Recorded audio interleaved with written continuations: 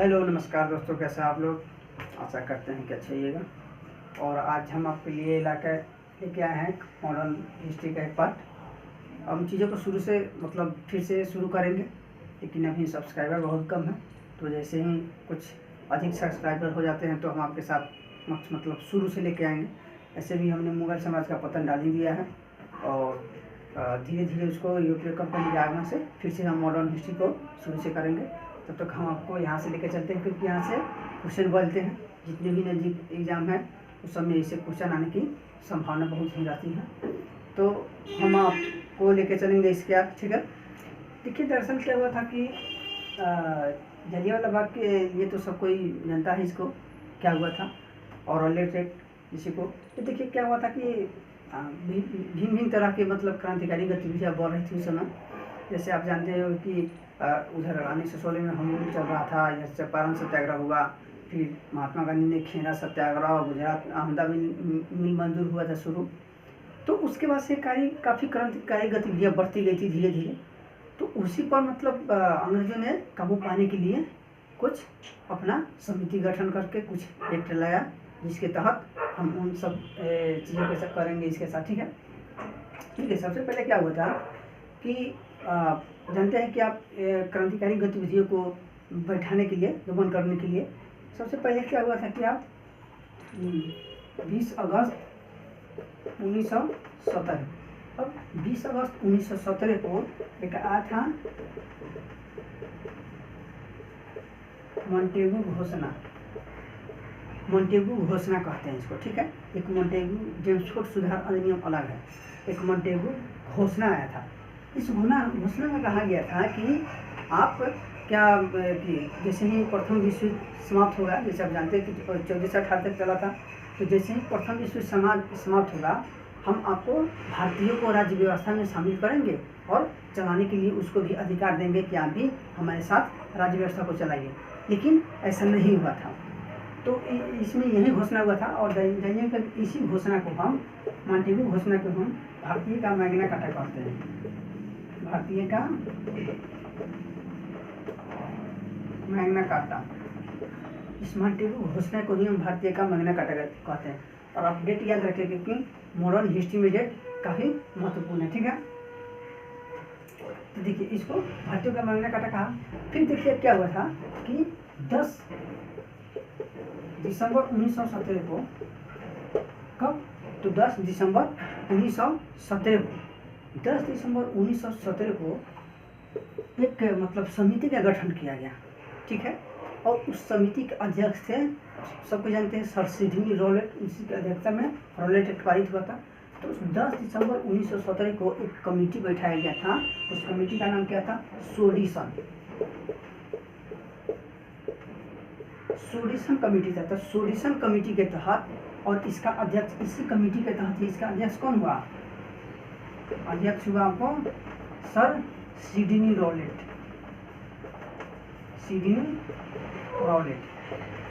इसने कहा कि एक ऐसा कानून बनाया जाए कि हम किसी को शक के आधार पर पकड़ लें, और शक के आधार पर पकड़ के उसको हम कारावास में डाल दें, और उस पर कोई मुकदमा नहीं, कोई अपील नहीं हो, कोई वकील नहीं हो, कुछ भी सुनना नहीं हो, केवल शक के आधार पर पकड़ के हम उसको जेल में डाल सकते हैं। तो इसी में सर सिडनी रॉलेट ने ही क्या हुआ था कि 10 दिसंबर 1917 को सोडिशन कमेटी, याद रखेगा, सोडिशन कमेटी के तहत जिसका अध्यक्ष सर सिडनी रॉलेट था, इसने एक पेश किया, कौन सा? रॉलेट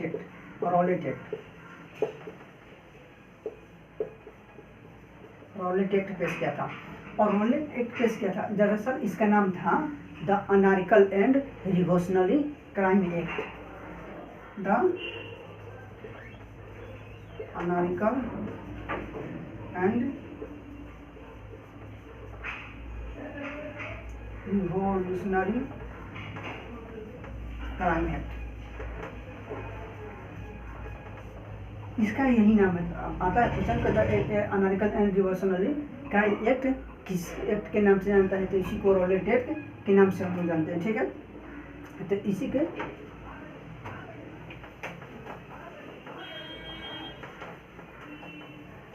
तो इसने इसको इसी नाम से जानते हैं। तो फिर इसने क्या हुआ कि द रिवोल्यूशनरी एंड क्राइम में क्या था, रोलेटेड आ गया। तो देखिए अब क्या हुआ था, इसने अपना फाइनली जो रिपोर्ट था, फाइनली रिपोर्ट सौंप दिया और वह फाइनली अप्लाई हो गया 18 मार्च 1919 को। रोलेटेड फाइनली अप्लाई कब से हो गया, 18 मार्च 1919 को। इसको रोलेटेड को ही कहा जाता है बिना वकील, बिना अपील और बिना दलील का कानून कहा जाता है, ब्लैक लॉ कहा जाता है इसको। क्या, ब्लैक लॉ, यानी काला कानून के नाम से भी इसको जाना जाता था। इसके तहत किसी को भी मतलब शक के आधार पर पकड़ के उसको कारावास में डाल दिया जाता था। जब वहाँ चंपारण सत्याग्रह से मतलब गांधी जी को, गांधी जी आए, तो आप जानते हैं कि चंपारण सत्याग्रह से आए तो उसके बाद से यह शुरू हुआ था।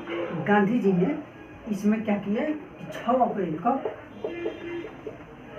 6 अप्रैल 1919 को भूख हड़ताल कर दिए। ये अलग अलग प्रांत जैसे दिल्ली हुआ, अमृतसर हुआ, लाहौर हुआ, तो ये समय कहा ये सब अलग अलग इसका विरोध चल रहा था कि यह गलत है। तो इसी के विरोध में गांधी जी ने 6 अप्रैल 1919 को भूख हड़ताल पर बैठ गए थे। तो अमृत तो जानता था, सब जानता था, गांधी जी को तो सुना ही था, जानता था कि जरूर ऐसा करेगा तो बवाल खड़ा कर देगा बाद में। तो क्या हुआ कि गांधी जी को 8 अप्रैल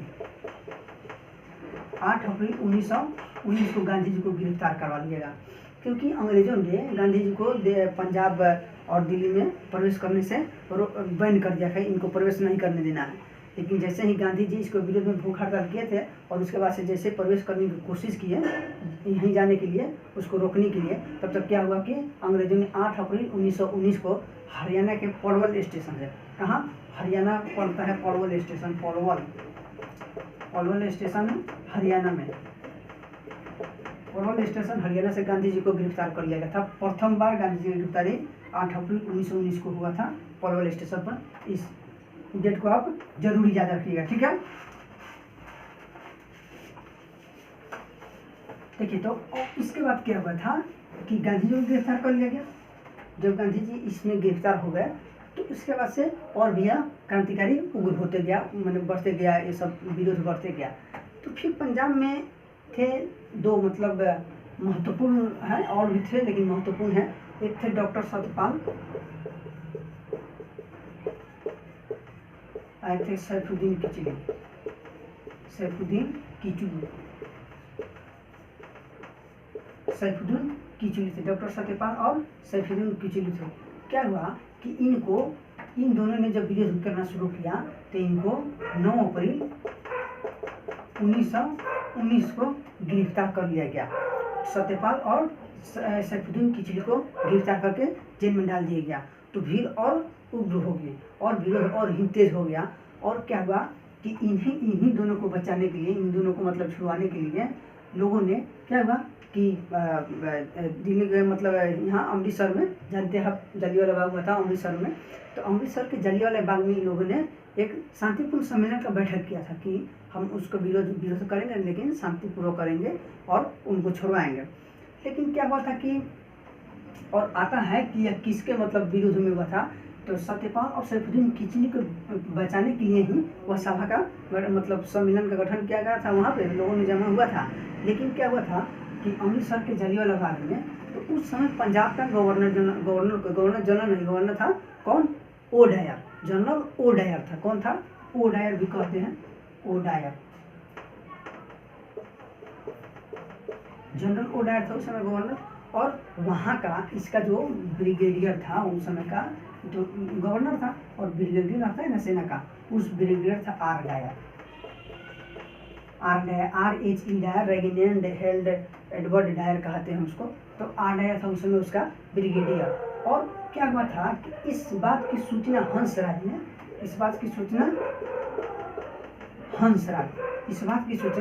हंसराज ने दे दिया, किनको, तो दे दिया अंग्रेजों को कि आपके विरुद्ध षड्यंत्र रचा जा रहा है।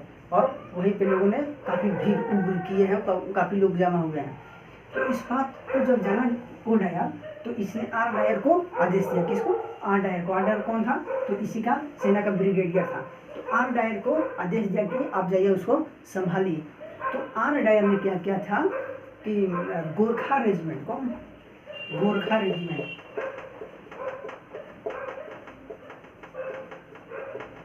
गोरखा रेजिमेंट के बटालियन को लेकर और चल दिया। और जैसे ही गया तो इसने अंधाधुंध गोलियां चलाना शुरू कर दिया, गोलियां चलाना शुरू कर दिया। और उसमें क्या हुआ था कि हजारों से अधिक लोग मारे गए थे। लेकिन इसके बाद से जो समिति का गठन हुआ तो उसमें यही कहा गया था कि नहीं, 380 लोग ही मारे गए थे। तो इस क्या हुआ था कि अंधाधुंध गोलियां चलाया गया। और यह घटना 13 अप्रैल 1919 को हुआ। 13 अप्रैल 1919 को यह घटना घटित हो गया। ठीक है,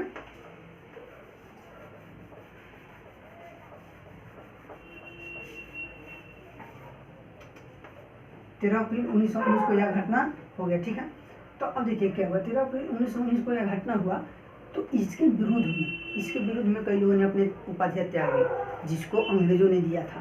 तो 13 अप्रैल 1919 को जब यह घटना हुआ, 13 अप्रैल 1919 को यह घटना हुआ तो इसके विरोध में, मतलब इसके लिए ये बहुत ही मतलब क्रूर घटना थी। तो इसके विरोध में गांधी जी ने क्या कैसर हिंद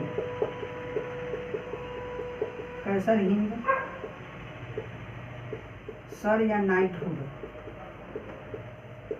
नाइटहुड और शंकर नायर को शंकर नायर ने, गांधी जी ने कैसर हिंद, जिसको अंग्रेजों ने इनको उपाधि दिया था, सर ए नाइटहुड और शंकर नायर ने, सर या नाइटहुड कौन थे? रविन्द्रनाथ टैगोर थे। तब कैसर हिंद और सर ए नाइटहुड को रविन्द्रनाथ टैगोर ने और शंकर नायर ने वायसराय की कार्यकारी परिषद से इस्तीफा दे दिया, क्योंकि ये लोग नहीं चाहते थे कि अब उनका उपाधि हम पे चिपका रहे। तो इन लोगों ने इस्तीफा दे दिया। इस्तीफा देने के बाद क्या हुआ कि 13 अप्रैल 1919 को हो गया था, यह घटना हो गया था। और इसमें आता है क्वेश्चन कि इसमें कौन से मतलब आंदोलन था, कौन सा आंदोलन है जिसमें गांधी जी का एक साहसिक कदम था। क्योंकि चंपारण सत्याग्रह, खेरा और अहमदाबाद तो एक क्षेत्र से संबंधित था, लेकिन गांधी जी का प्रथम साहसिक कदम था वह रॉलेट एक्ट के खिलाफ ही बढ़ा हुआ था। तो यह गांधी जी से रिलेटेड, आप गांधी जी को याद रखेगा कि इस पहला साहसिक कदम किसमें, तो रॉलेट एक्ट में था। ठीक है, तो इन लोगों ने कार्यकारिणी परिषद से शंकर नायर ने, कैसर हिंद, गांधी और सर नाइटहुड में रविन्द्रनाथ टैगोर ने क्या किया था कि अपनी उपाधि त्यागी थी। क्वेश्चन आता है, आप लोग इसको ध्यान रखिएगा। ठीक है, अब देखिए क्या हुआ था कि इसी समय श्रद्धानंद ने, कौन, एक श्रद्धानंद है, श्रद्धानंद ने कर मत दो का आंदोलन किया। कर मत दो आंदोलन, देखिए कर मत दो आंदोलन, ये आंदोलन एक ही में है। कर मत दो आंदोलन श्रद्धानंद ने, और कर मत दो का केवल नारा कहेगा तो सरदार वल्लभ भाई पटेल। ठीक है, तो कर मत दो आंदोलन श्रद्धानंद ने और कर मत दो का नारा सरदार वल्लभ भाई पटेल ने। कर मत दो आंदोलन का नारा तो श्रद्धानंद, और कर मत दो का तो सरदार वल्लभ भाई पटेल ने नारा दिया था। ठीक है, तो यहाँ पर 13 अप्रैल 1919 को हो गया था। ठीक है, और यहाँ पर जालियांवाला बाग हो गया था। ठीक है, इसको कई लोगों ने अपनी तरफ से, जैसे मांटेगू, इसमें एक और क्वेश्चन आता है कि इस समय वायसराय कौन था। तो आप याद रखिएगा, जो 1916 से 21 था तो वो कौन था? James Ford. कौन? जेम्स फोर्ड वायसराय था उस समय था। तो आप इसको डेट याद रखिएगा, जेम्स फोर्ड था इस समय, जेम्स फोर्ड। ठीक है, तो अब क्या हुआ था कि जब जालियांवाला बाग हो गया तो इसके लिए अंग्रेजों ने, मतलब इसका काफ़ी अच्छी हुई, निंदा की गई। तो इसके लिए अंग्रेजों ने एक समिति का गठन करवाया था। उस समिति का नाम था क्या? हंटर आयोग, हंटर समिति। हंटर समिति का गठन हुआ था। यह हंटर समिति 8 सदस्य में था, जिसमें 3 भारतीय थे, 3 भारतीय थे और 5 अंग्रेज थे। तो इस समिति का गठन हुआ तो इस समिति ने अपने रिपोर्ट में यही कहा बाद में छानबीन करने के बाद कि नहीं, गोली चलाना जरूरी था, क्योंकि भीड़ इतना उग्र हो गया था, इतना बवाल करने लगा सब कि गोली चलाना जरूरी था, जबकि इसमें झूठ हो रहा था। और इसी में कहा कि नहीं, 1000 नहीं, मात्र 379 लोग ही इस घटना में मारे गए हैं। ठीक है, तो ये हंटर समिति आप आता है कि हंटर समिति किसके लिए था? तो जालियांवाला बाग के लिए शुरू किया गया था, जालियांवाला बाग के लिए किया गया था। जब या कौन क्या जनरल ओडायर जब पहुंचा, लंदन पहुंचा, तो उसको ब्रिटिश साम्राज्य का शेर की उपाधि दी गई। ब्रिटिश साम्राज्य का शेर है, उसको 26,000 पाउंड की धनराशि भी दी गई थी। तलवार, उस समय सम्मान में तलवार दिया जाता था, और उसको ब्रिटिश साम्राज्य की उपाधि भी दिया गया था, जनरल ओडायर। और देखिए क्या हुआ था, एक इसके पहले ही एक सरदार उधम सिंह है, जानते होइएगा आप सब। तो सरदार उधम सिंह जब गांधी जी से मिले थे, तो गांधी जी ने इनको कहा था कि जवानी क्या है, एक आग है, और आप इस जवानी में अगर आप अपनी ज़िंदगी का एक कोई लक्ष्य निर्धारित नहीं करते हैं, कोई मकसद नहीं देते हैं, तो जीवन बेकार है। तो ये बात उनको, सरदार उधम सिंह को ठनका कि अच्छा ऐसा बात है। तो जब ये घटना हो गया था ना, तो इसमें उनके भी मतलब काफ़ी लोग मारे गए थे, उनके घर पर घर के आदमी मारे गए थे, ठीक है। तो क्या हुआ था कि सरदार उधम सिंह और सरदार उधम सिंह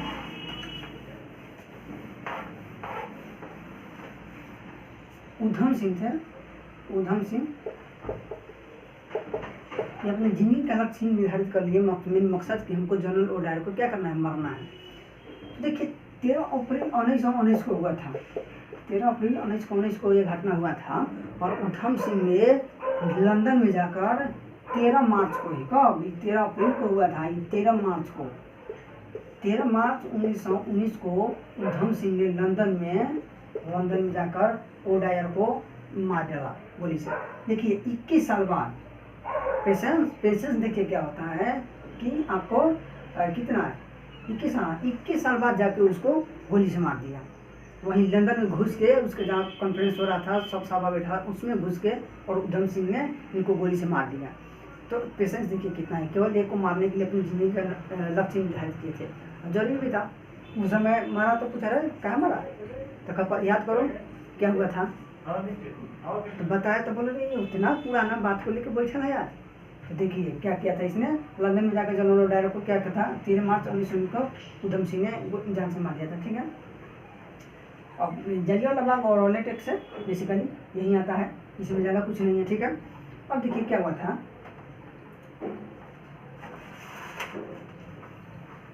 ठीक है।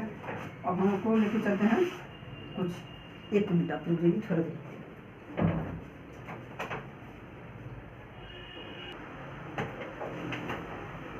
ठीक है। यहाँ तक तो हो गया।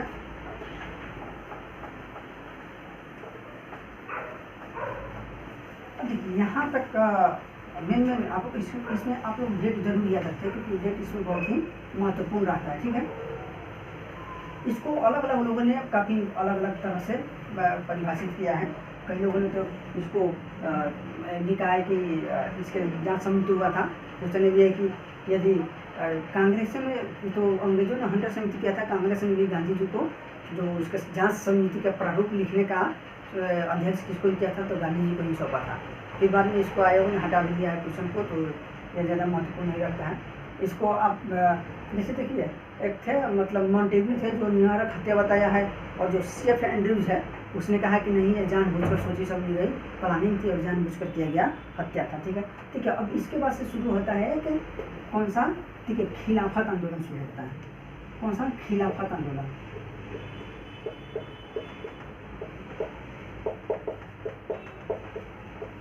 खिलाफत आंदोलन ये 1919 से 24 तक चला था, कहीं 22-24 देता है, 24 तक चला था खिलाफत आंदोलन, ठीक है।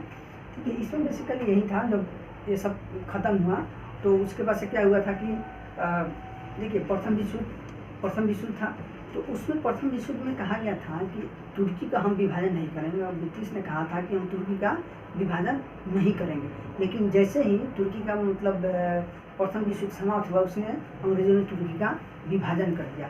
तो विभाजन करने के भी लोगों का आक्रोश बढ़ गया, क्योंकि जो तुर्की का विभाजन था ना, तो वहीं तुर्की के लोग इस्लामिक वही राज्य का खलीफा को मानते थे अपना सब कुछ।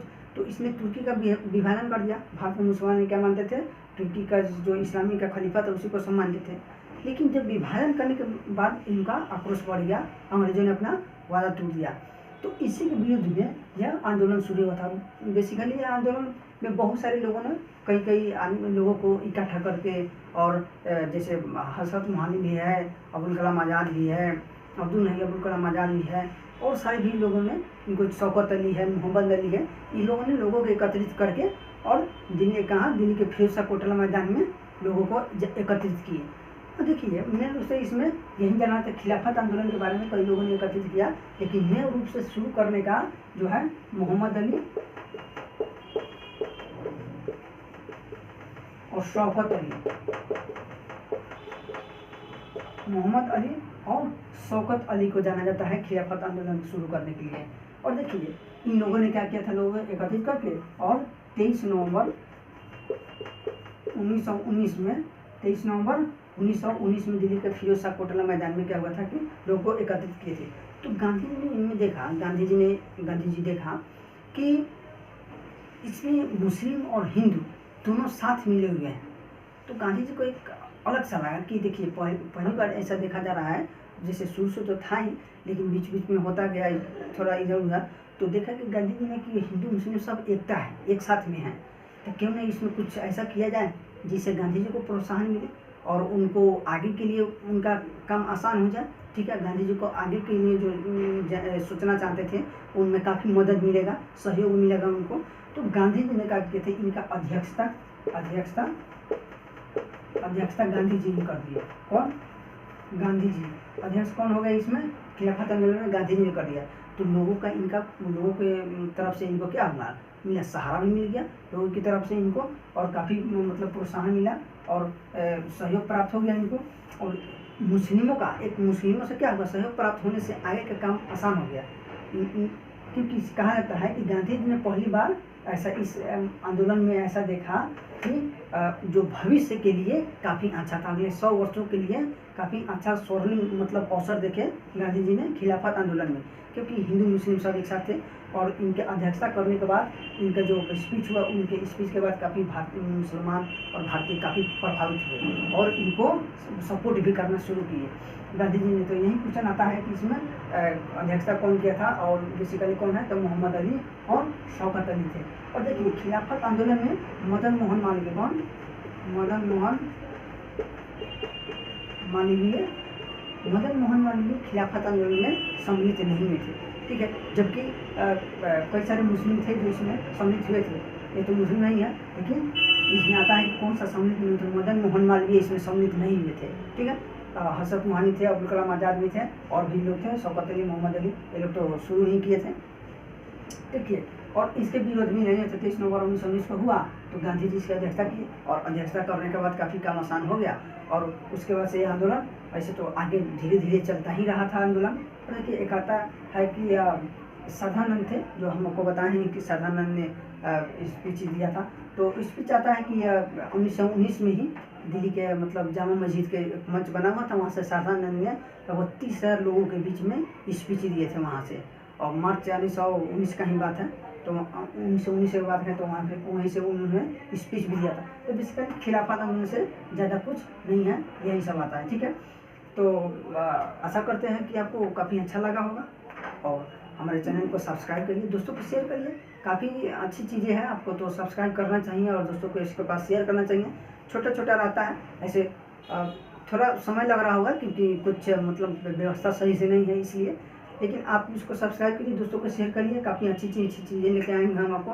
काफ़ी यहाँ से क्वेश्चन आ ही जाते हैं, और जो इसमें डेट था आप डेट जरूर याद रखिएगा, क्योंकि डेट इसमें काफ़ी महत्वपूर्ण है, क्योंकि आप जानते हैं कि मॉडर्न हिस्ट्री में डेट का काफ़ी महत्वपूर्ण भूमिका रहता है। ठीक है, तो इतना ही करके अलविदा करते हैं आज। ठीक है, धन्यवाद। चैनल को सब्सक्राइब करिए, शेयर करिए और लाइक करिए। ठीक है, थैंक यू।